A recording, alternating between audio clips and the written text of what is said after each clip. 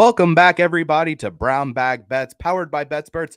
We are your daily dose of quick hit handicapping and sports betting picks. You will notice that we are neither Noops nor Andy. Noops is still at his conference. He'll be here to wrap up the week tomorrow. Andy just messaged me this morning in Slack and said he had an appointment and wasn't going to be back at the office till about 11:40. So he's gone, and the inmates are running the asylum today. I'm producer Dan. That's Matt Rooney over there. So since you did the intro, are you Noops and am I Andy? Because if so, that's terrifying. I don't know. I don't know if I'm ready to be Andy. I mean, I've been with BetSperts since May. When did we start, Matt? May of 2021. It was May of 20. We're approaching 2 years. That's right. 2 years in May. 2 years in May. If you figure, okay, that's 104 weeks minus, let's say, like 95-ish weeks. Long story, bad math short. I've probably heard Noops do the intro to this show like 300, 400 times. Yeah. Probably. So I figured at this point, if I can't get it right, then like, what am I doing? So I figured I've heard it a lot, not as much as you, but still can't get it right. I still always screw it up. Yeah. I've talked to Noops every day, like more times than I've talked to just about anybody outside of like BetSperts and my fiance, and I've still never met him in person. No, same. I think Andy and him just met in Vegas for like the first time in years. No, they just but like it was first time they'd seen each other in a long time. Oh, when they were in Vegas. Time, yeah. Well, not met, but yeah. COVID kind of made some things kind of. That's a fair point. But nevertheless, we're going to talk sports. I'm not actually betting stuff. I just have stuff I want to talk about today, but we might as well just like launch into it and rip the Band-Aid here because Matt's going to talk about hockey, and you're going to notice a theme here with some Chicago sports sadness with Matt's hockey bet. So Matt, take it away. I really only have one real actual bet that I like today, and that's an MLB future. I shouldn't say that. I do actually like these NHL bets. We can get to them. Patrick Kane is a New York Ranger, and he is making his debut for them tonight, and I am sad. I'm still not over it. That said, I think I said it on Tuesday. I already have a New York Rangers plus 1,200 to win the Stanley Cup future, and I think that starts out on the right foot tonight. They host the Ottawa Senators, who, not sure if you remember who plays for them, other former Blackhawks 40-goal scorer, Alex DeBrincat. So really just sticking the needle into my side here, but I'm going to go with Patrick Kane anytime goal at plus 165 and Artemi Panarin anytime goal at plus 220. We took Tarasenko to score his first game in New York. He did so. Kane is, for a while, it looked like he was either, I don't want to say going through the motions, but maybe he was a little bit hurt. He took off once the Rangers traded for Tarasenko and said, we don't think Patrick Kane's healthy. And he has 7 goals in his last 4 games. They are emotionally correlated, Patrick. Thank you for noticing. He's got 7 goals in his last 4 games. He's rejuvenated. He's looked like a completely different player. And now he gets to go play with, and it's going to sound weird because he's been with Jonathan Toews his whole career, but like the line mate he's had the most success with throughout his career, whether granted it was a short amount of time. He won an MVP playing alongside Artemi Panarin. That was the best line mate he's ever had for him. The two played as well together as I've ever seen anybody play with Patrick Kane. They're perfect for each other. I think they both have a chance to score a goal tonight. I think one of them very much will. And I think with Panarin at plus 220, I think Kane's going to give him a bunch of grade A chances tonight. So I'm going to take both of them to score. I think there's a pretty decent chance one or the other scores. And if you're getting plus 165 and plus 220, give that to me. And then we're going to take the Dallas Stars minus 1.5 at plus 100 at my Chicago Blackhawks. I'm happy that the Hawks stink because I want Connor Bedard. They've lost their last 2 games now to the Ducks and the Coyotes, and the Coyotes game wasn't particularly close. Now they're taking on a Dallas Stars team at home, who they did just beat a couple weeks ago, but that was because Patrick Kane went off. He's not here anymore, obviously, if you haven't heard me say that. The Hawks are a very bad hockey team right now. The Stars are one of the better teams in the Western Conference. Even money to win by 2 goals, I think they do that, and I think the Hawks are going to stick right on that path of tanking hard for Bedard. Let's do it.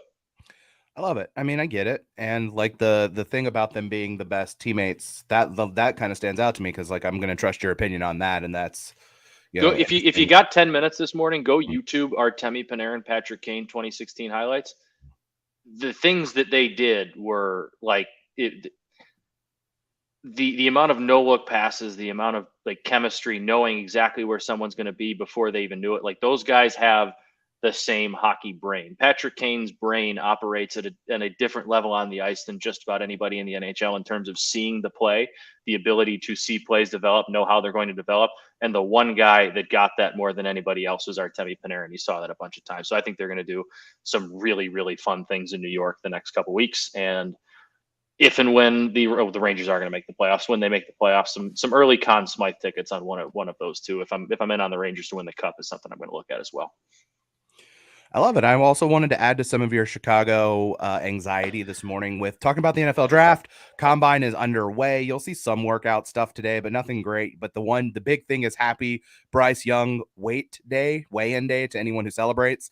That draft prop got steamed up to over 200 finally. We talked about it yesterday. It opened at 195, got up to 200.5. I bet it at 199.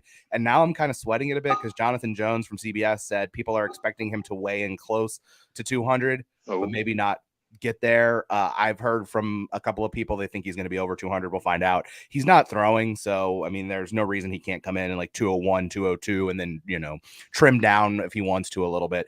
But I wanted to talk about the number one overall pick in general because obviously Bryce Young is the guy who is targeted by most people to be the top quarterback in the draft. And if someone's going to make a trade up, the most likely person to be drafted number one overall, if they make a trade, kind of, sort of. This was a market that was up at Bet Online, and actually Andy got this put up. This is team to draft first overall. So which team is going to select first in the NFL draft? The Texans are plus 240, your favorites. The Colts are plus 275. I'm a little surprised the Raiders are ahead of the Bears at plus 400. The Bears are plus 450, and then the Panthers and Falcons are both 600. So basically, it is the Bears and then all of the potentially quarterback needy teams in the top 10. I say I'm surprised with the Raiders because I do think they're going to make a big push for Aaron Rodgers, or maybe even like a Jimmy Garoppolo. Like, I think there's a non-zero chance that they are going to get a quarterback, in which case they would not trade up. So I'm a little surprised they're ahead of the Bears there, but at like plus 450, like, what is your assessment of where this is with the Bears before I kind of give my thoughts on what I think the chance the Bears keep the number one overall pick, I think is a little higher than people think, but I want to hear your thoughts on it first. I honestly, maybe it's because I'm obviously close to the situation living in Chicago and see a lot more Bears related coverage. I think there's like a 5% chance the Bears actually pick at number one. It's not going to happen. Too many teams want a quarterback, and too many teams will be willing to trade up. And I think at the end of the day, as much as you would like to trade back with the Colts or Texans to keep yourself at 2 or 4, if you get a call from Carolina at 9, Atlanta at 8, I think Atlanta's 8, right, Dan? Picking 8. Carolina is 9, Atlanta is 8. Or the Panthers at 7, like,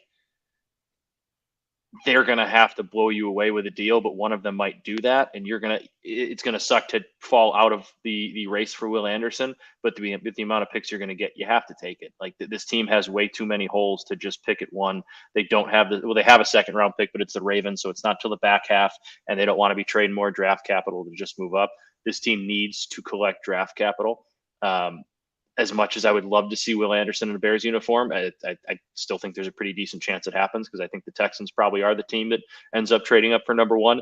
The possibility of them trading back to a 7, 8, 9, I still think is very real. More real now that Jalen Carter is obviously in the legal hot water that came out yesterday, and I think there's a pretty decent chance they still move back. They're going to move back no matter what, but I think the chances now of them moving back to 7, 8, 9 became a little bit more real because it's just Will Anderson, or depending on how much they like Tyree Wilson. Obviously, he's shooting up draft boards, but I think that the chances of them moving farther back in the top 10 increase. So I don't see them picking at number one. I think something would have to go very, very awry for them to keep that pick.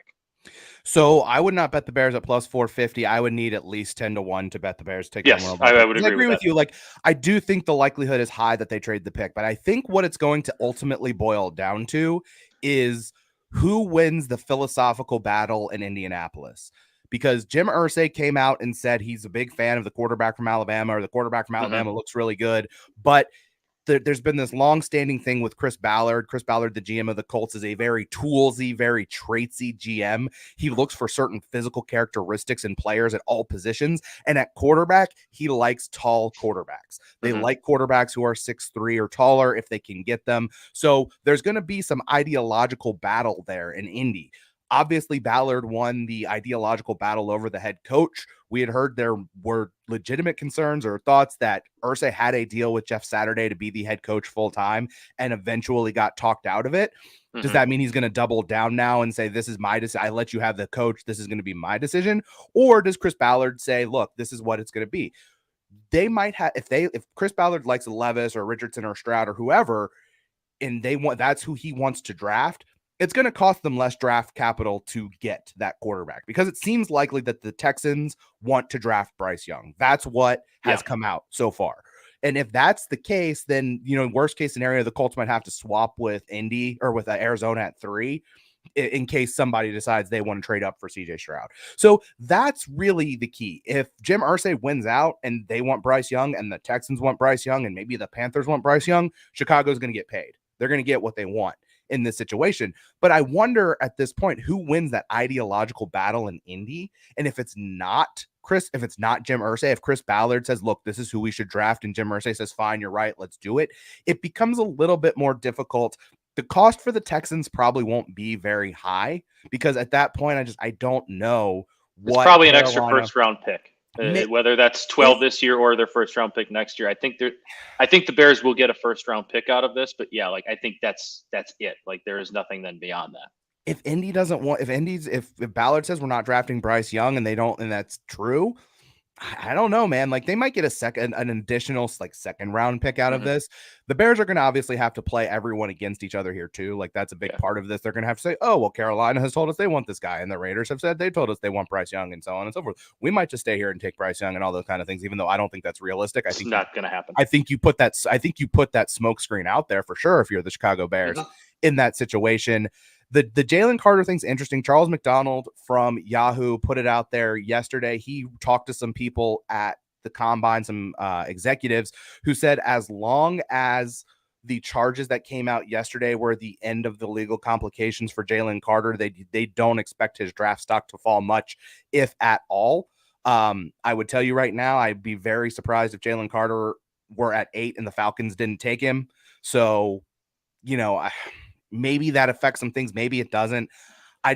Teams can rationalize anything if they want. If they really like Jalen Carter, they can say, well, we're going to make sure that he has someone driving for him, and we're going to make sure that, because apparently there was something about a speeding, another going 89 and a 45 or something like that. So okay, we're going to make sure that someone's driving you places, or there's going to be provisions and things put into his contract, and then they'll just say, hey, this is a guy that we want. So I don't know if I'm banking on that. And if the Bears really want Will Anderson at this point, I do think I'd be surprised if Jalen Carter went ahead of Will Anderson. I know a lot of people hammered Will Anderson to be the number 1 defensive player off the board yesterday when all the Carter stuff was coming out. They're probably not going to be able to go past 3. I think Arizona probably will take Will Anderson if he's there at 3. So if the Bears really want Will Anderson, they're probably going to have to go to 2, and maybe that changes some things. So it's going to be interesting to see what happens with that when we get there. And obviously the combine is going to shake things out a lot. We'll see what Bryce Young's weight is. We'll see what his size is. McShay said he's 5'10 and a half, which I'm guessing McShay probably knows something there. So if he's 5'10 and a half, 200 pounds, I don't think it's going to affect things too much. You're looking at a guy who's going to end up measuring roughly around where Kyler Murray was. Not the explosive athlete Kyler Murray is, but a guy who I think is just miles better as a quarterback. So, I'm a big fan of Bryce Young. I am concerned about his size in the NFL level, but it's not mine. If he were it's not going to happen, but if he were there at 8, he's the one guy. If the Falcons have the 8, stay at 8, or if they're at 8 still, and he's somehow there, run to the podium, even though he's not going to be there. He won't be there. So nevertheless, that's where they are there. I'm interested to see too. We were talking about the defensive players, Jalen Carter dropping, and I know I mentioned him, but Tyree Wilson's rise feels a whole lot like Trayvon Walker's last year. At this point last year, it was Aiden Hutchinson going number 1 and kind of who was going to climb up. And I don't think Trayvon Walker was ever a second round pick projection, but he wasn't number 1. He just kind of kept climbing. And then you look at it and he's minus 220 on FanDuel to go number 1, and Aiden Hutchinson falls. I'm interested to see if Tyree Wilson at all, for whatever reason, when people start running around in shorts and stop playing football, their draft stocks seem to rise. I'm interested to see if at some point somebody starts saying, well, he's going to go ahead of Will Anderson, and then that narrative starts getting spun as well. And you're seeing it with Anthony Richardson now too. He was projected to be a second round pick, a month ago, and now he's, getting steamed to go number one overall. We've seen that with quarterbacks, especially more than anybody, like Baker Mayfield going from a third round pick possibly to going number one. Kyler Murray, a second round pick projection going number one. Like, is someone going to convince themselves they're that in love with Anthony Richardson's tools? And you're talking about a guy who's in love with tools, Chris Ballard. That's the most toolsy tool quarterback you can find out there. We thought it might be Will Levis, but it seems like Anthony Richardson seems to be that guy getting steamed up. How in love is a guy like that going to fall in love with him? So this is going to be like last year's draft kind of lined up and seemed a little bit more on the predictable side. With the Bears at 1, all the teams looking for a quarterback, the defensive players at the top, like this is going to be a fascinating couple months, and then hopefully draft night to watch. Yeah, as far as the Richardson stuff, I mean, that steam was strictly off of the Chris Trapasso mock draft for CBS. Mm-hmm. I mean, it's a big outlet. That's how it starts, though. It starts with somebody, and then I'm not buying that smoke. I think the Tyree Wilson stuff I was buying. I think so. He's gonna and eventually he's essentially going to be the same size as Trayvon Walker was, except he's going to have longer arms, which is crazy. Somebody had him do that, the wingspan yesterday at his press conference. It is ridiculous. The problem for him, Trayvon Walker ran a 4.5 or between a 4.5 and a 4.6 at the combine. Tyree Wilson's not that fast. He's supposed to be in the 4.7, 4.8 range. If he can get under 4.7 when he runs, it's going to help. But what hurts him, he's recovering from a foot injury, and he's not going to run at the combine. He's going to run at the pro day. And I think running at the combine matters just simply because everybody's in one place. People start talking, oh my God, did you see this 40-yard dash this guy just ran? It's not going to be quite the same thing at the pro day when he's in Lubbock running, but he is a guy who I've had a lot of discussions with people about him. And so I don't know. I think he's got potential to go to be the first defensive player taken. I do think not being able to participate in all of the drills at the combine does hurt him a little bit compared to like if he were able to run, but we'll see. Again, if he can get under 4.7 when he runs the 40, I think that's going to help a lot. Patrick says, I literally bought it at plus 650 yesterday after the news broke. What did you buy at 650? Was that Tyree Wilson? Was either him or was the Jalen Carter first defensive player? Patrick, if you could give us some clarification on what bet you made here. And as we're waiting, we can go ahead and, because I'm just curious, talk some baseball. Baseball's going on. I really wanted to find some World Baseball Classic stuff to bet, but there's really only who's going to win, who's going to advance, and who's going to win their groups. I was looking for like player level stuff, and there's nothing out yet. I am so excited. The first game of the World Baseball Classic, or one of the first games, is Venezuela, which is Ronald Acuna Jr., my favorite baseball player, against the Dominican Republic, which has just an absolutely loaded roster. So that's going to be fun. But none of that. Patrick did say Tyree Wilson to go first. When is this is different? It's in the WBC's in Taiwan, right? So there's two. What time are we getting our games? There's two pools that are going to be played in either Taiwan or Japan. I can't remember exactly which. And then there's going to be two that are played out on the West Coast. Oh, so like the US group, and then whatever the other, I think the US group and the Venezuela group are in California out in LA, and then there's the Japan South Korea group, and then there's another group that's like Chinese Taipei and a bunch of I think I saw yesterday that because Yohan Moncada and Luis Robert are both playing for Cuba, that they were boarding a plane for Taiwan, so I think they might be over in that group. So that stinks for that. So it starts, I think I want to say maybe the World Baseball Classic is the 7th and the 11th. So sorry, March 8th and then March 11th. Okay. So the teams that are playing in Japan or playing overseas, they play earlier because then they're going to have to travel back to the United States for the knockout round. Okay. So they're going to get they're going to play earlier and then get a couple of days of rest for the travel back. But nevertheless, couldn't find that. We'll have some bets on that once the games actually start getting played. A Ronald Acuna Jr. home run bet is something that I will very likely make, although he's probably going to be facing Sandy Alcantara in the first game, which probably won't go well. That's a tough one. Nevertheless, you do have a Major League Baseball win total, because that's also a thing that's happening right now is spring training. Did you see the video of the game that the umpires left because they thought that, the game was technically would have been over? But so there was a spring training game the other day, home team winning after the top of the 9th. So the game's technically over. Yeah. But the teams just wanted another half inning to get some more reps. So they were basically they stayed and played the bottom of the 9th with no umpires. That's kind of awesome. The catcher was just calling balls and strikes. Spring training always provides weird stuff, like guys who don't have names and numbers and all that kind of stuff, and then pitch clock stuff. But you're shipping up to Boston. We got a Sox over the other day. Now you're hitting us with a Sox under. We're taking the other Sox for under 78.5 wins. It's minus 108. I don't see it with this team this year. They're probably worse off than they were last year. I know Chris Sale kind of comes back this year, but how good is Chris Sale going to be? He hasn't really been healthy for 3-4 years now, and banking on him to be the guy, the ace for all season, it consistently probably not up there. You look at the rotation, Corey Kluber. I mean, he hasn't been, the ace Cy Young guy for years now. Nick Pivetta. Like you look at their lineup. They lost J.D. Martinez. They lost Xander Bogaerts. I mean, Devers is back on the free agent or the extension, but like they lost two of their three best hitters. Trevor Story's never really healthy. I just don't really see it. Like Adam Duvall's a good player, but you're going to need him to have a career year. Justin Turner was brought on, but like he's old and he's not the same guy he was a couple of years ago. And you never know once he leaves LA, where he's been forever, for one more deal, if he's going to be the same guy. And you look at this division, like I know Noops and Andy talked about their Orioles last year, but like the Orioles are on the up. Like that was their first year of, young up and coming. They're going to be better this year. They won 80 some games last year. All these teams outside of the Red Sox won 80 to 90 games last year, and I don't think any team necessarily got all that much worse. Tampa maybe a little bit, but like Tampa's Tampa, they're going to win 85 games like clockwork every year because that's just what they do. The Yankees are going to be probably a little bit better adding Carlos Rodon. Toronto, similar to Baltimore, they're a young and up and coming team that's going to be good. Boston just seems like they're on the downside. They're not really spending much money. Like I said, Bogart's gone. He's a franchise player. He's out the door. JD Martinez, so good for them for so many years, so productive, gone. I just don't really see it for him this year. I think getting back to where they were last year is going to be really tough. And I know I had a similar bet, I think, with the Guardians last year. Obviously, Cleveland ended up winning the division, but they were playing in a pretty bad division. The Red Sox are playing in probably the best division in baseball with four other legitimate teams that have a legitimate chance to win the AL East. Boston, I just think, isn't going to be able to hang.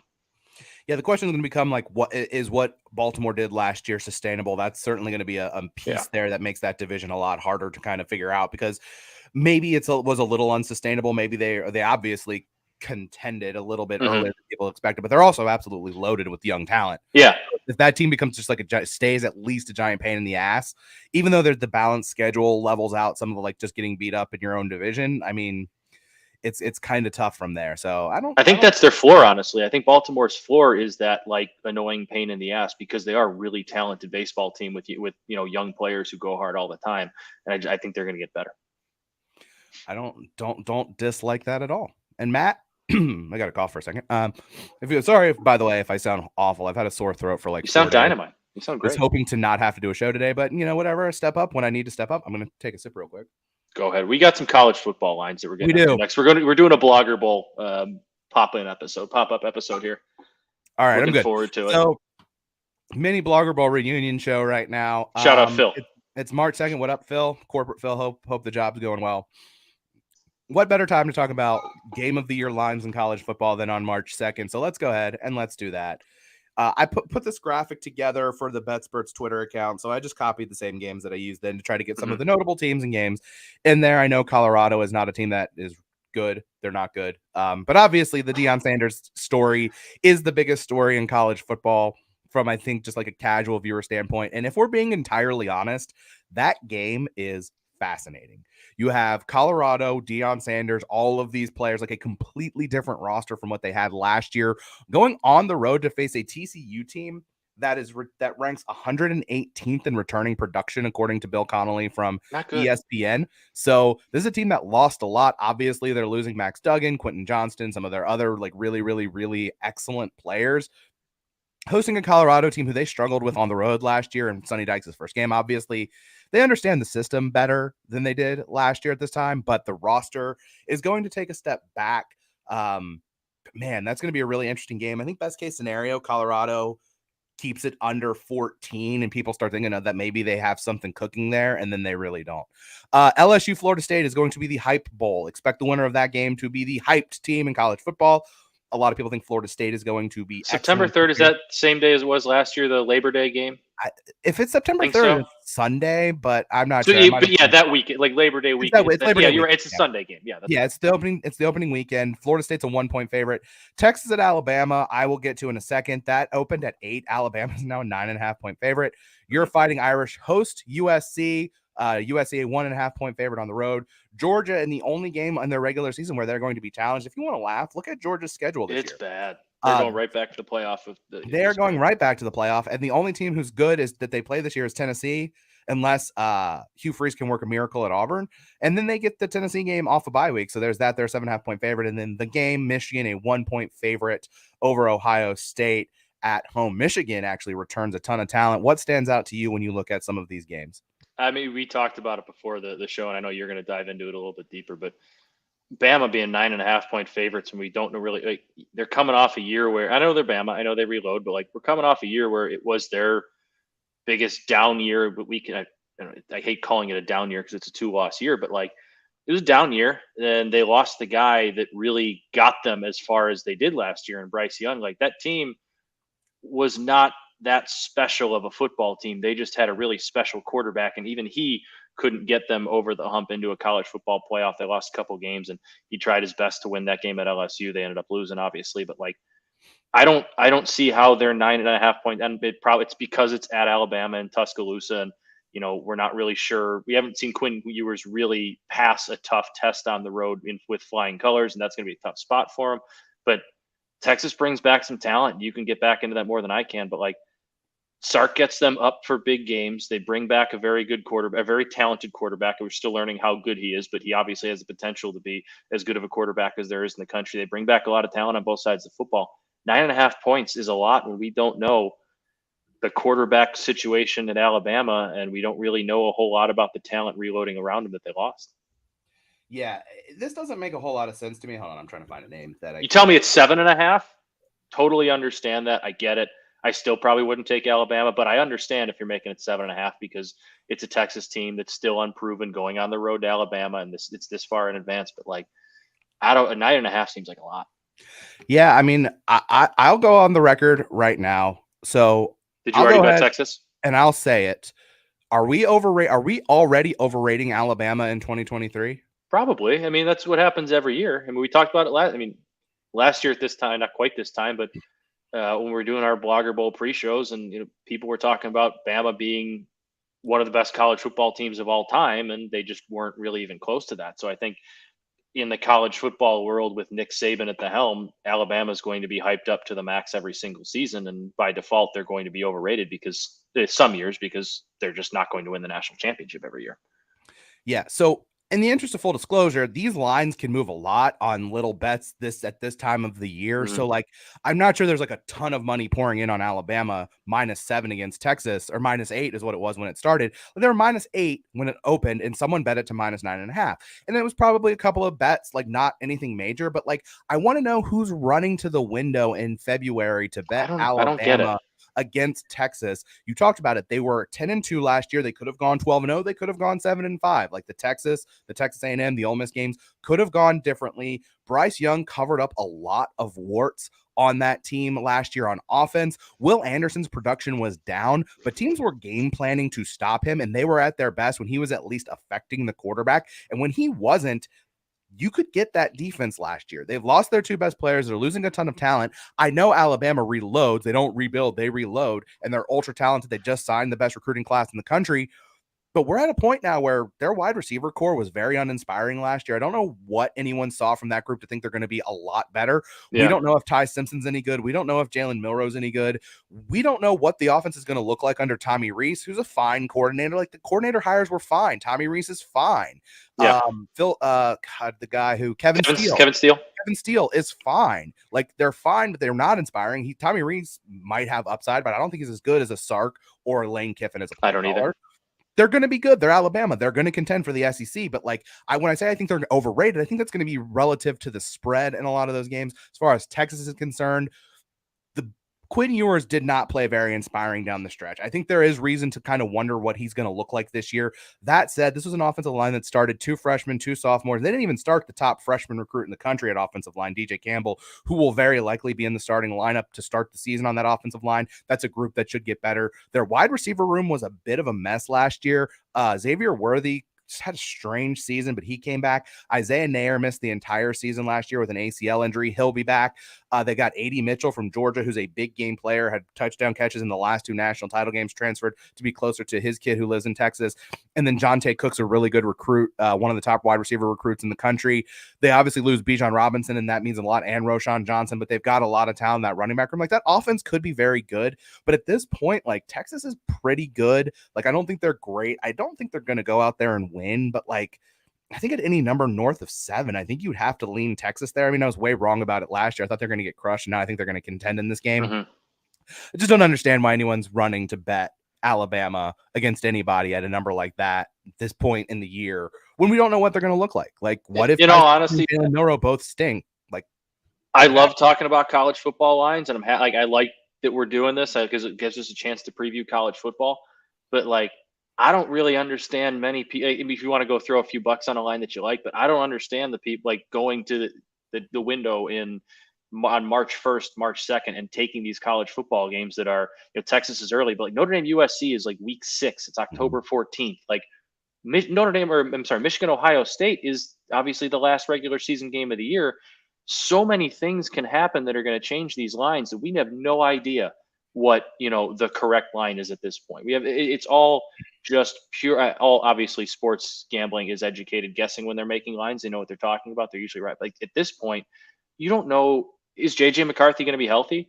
Is Sam Hartman going to be good? Is Caleb Williams going to tweak a hamstring in week 3 and then decide, pull a Jackson Smith and Jigba and say like, hey, it's probably not worth it for me to come back? Like, we don't know any of these things yet. And I think jumping this far ahead and grabbing these lines now is really, really tough, especially for the later games. Like Colorado at TCU, all right, that's week 1. LSU, Florida State, week 1, you kind of have an idea there. But these games that are, week 7, week 10, week 14, you're really, really, really rolling the dice on those.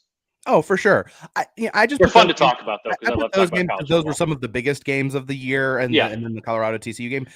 I don't mind betting it if you think that the market is way, way off. Like, somebody hammered Washington. I think Washington opened 5.5 point favorites against Michigan State, which, without doing a ton of research, like in my brain, seems like was a bad number. Got hammered, and now they're at Michigan State this year, right? I think so. I don't think it's going to really matter a ton necessarily in that game. So, like, there's probably some semblance. Now that's going to be an early game too, but there's some semblance of like there might be just. Well, that's where I'm at. The early games for sure, but it's some of these later ones that, as fun as they are, this is just more of a PSA to the people out there who know what they're doing, but just like, hey, be careful. We don't know who's going to be playing when and where, and who's going to be how healthy and all that kind of stuff. So I would also say, like, at a certain point, like if you feel like somebody's Notre Dame a lot better, I love it. At that point, if like you think someone's going to be a lot better than Vegas thinks they're going to be at this point, then I understand. Like, I think Tennessee was a prime example of that last year. I think people thought Tennessee was going to be good. I don't think people thought Tennessee was going to be as good as they were, and you could have got them at a huge number against Alabama in the preseason. Yeah. I probably would wait until at least after spring practice to kind of see what kind of information we get out and see who comes out of spring practice healthy before I would start betting on a lot of these. But if you're confident in your handicapping, then, there's not really a bad time to bet anything if you're confident that your numbers are right. It's risky, and I don't know that I want to tie up money this early, but if you're confident in your system and what you're doing, do it. I think that's fine. I don't have a problem with that. I'm just not tying up a lot of money now. If that Texas one gets to 10, it's gonna be mighty tempting to give me double. You gonna have any national championship Iga Swiatek futures going? I'm probably not gonna get Max Verstappen at a really bad number to win the Formula One title. To me, like, it's hard for me to want to back anybody. LSU was the only team I really wanted to even try to back just because it was a big number. It got beat up a little bit. Like, Georgia's going to be in the playoff. I think by the time they start playing teams that are good, they're going to figure out some of the question marks that they have. I just don't know that. I think Michigan's the best team in the Big Ten. Like, they return a ton of talent, but like, is Michigan the kind of team that can beat Georgia? Like, what have you seen from Michigan in like nothing? Transitive property does not exist in college football. I understand that, but Georgia versus Michigan would not have gone a ton different. It would not have been 65-7. But it wouldn't have been close. It would have looked a lot like the Orange Bowl did. Probably. The semifinal a couple years ago.